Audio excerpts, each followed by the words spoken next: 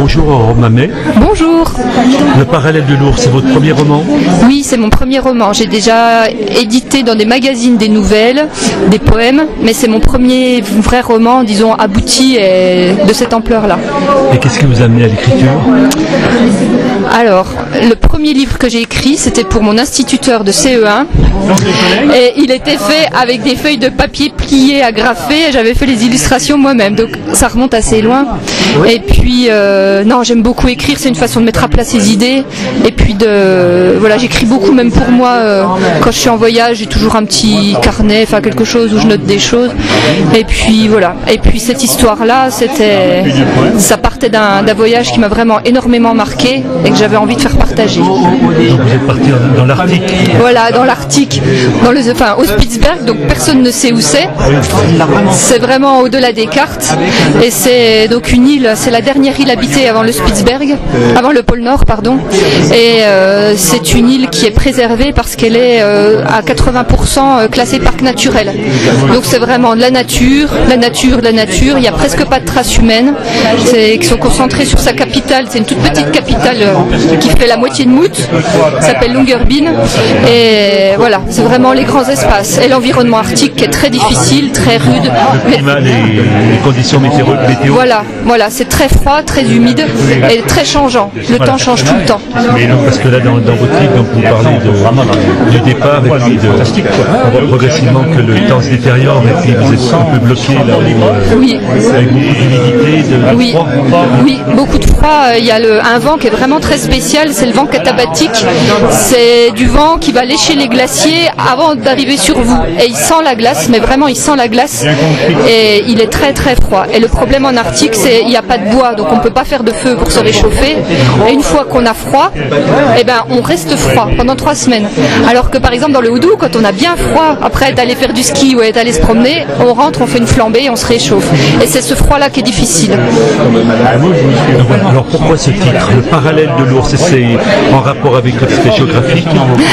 Alors on a cherché un titre qui suscite un petit peu la perplexité des gens, et puis j'avais envie de parler, voilà, la latitude c'est 78 degrés nord, mais c'était beaucoup trop clinique, et on a cherché la latitude de l'ours, qui est l'animal emblématique de l'Arctique, et puis on a pensé au parallèle en géographie. Vous avez le tropique du Cancer, le tropique du Capricorne, et là-haut, personne ne s'est donné la peine de donner un nom.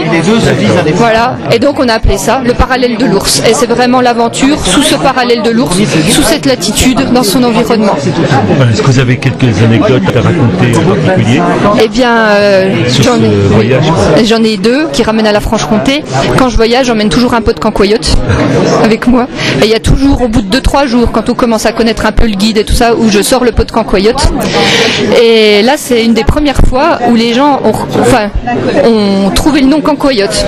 Parce que je cache le pot, je leur fais goûter, je leur dis pas ce que c'est. Et puis, j'avais un petit fantasme, on va dire, c'était de boire un pont polaire.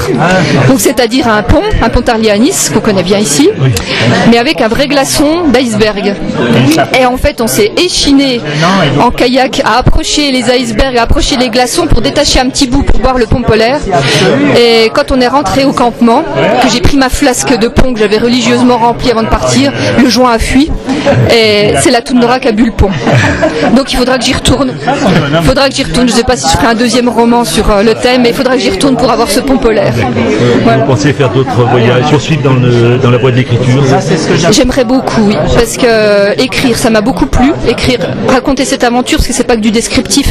On y met beaucoup de soi, des réflexions, des interrogations, à écrire, ça m'a beaucoup plu. Et là, les retours que j'ai de mes premiers lecteurs, puisque le livre est sorti il y a vraiment quelques semaines, c'est très très positif, et tout le monde y trouve son compte. Ceux qui veulent voyager, ils voyagent. Ceux qui veulent réfléchir sur l'environnement, la nature, la place de l'homme dans cette nature, ils trouvent leur compte.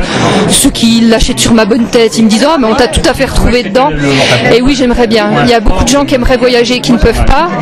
Et j'aime l'idée de transmettre mon expérience. Alors après, c'est pas personnel, mais l'idée d'ouvrir l'esprit des gens à d'autres lieux auxquels ils n'auront peut-être pas l'occasion de s'y rendre ou pas envie, parce que c'est trop difficile ou trop loin ou pour d'autres raisons. Oui, donc voilà. Donc oui, j'aimerais beaucoup. Et sinon, pour l'Arctique en particulier, j'ai prévu d'y retourner très régulièrement jusqu'à la fin de mes jours. C'est mon petit terrain de jeu, voilà. Merci beaucoup. Mais je vous en prie, merci à vous.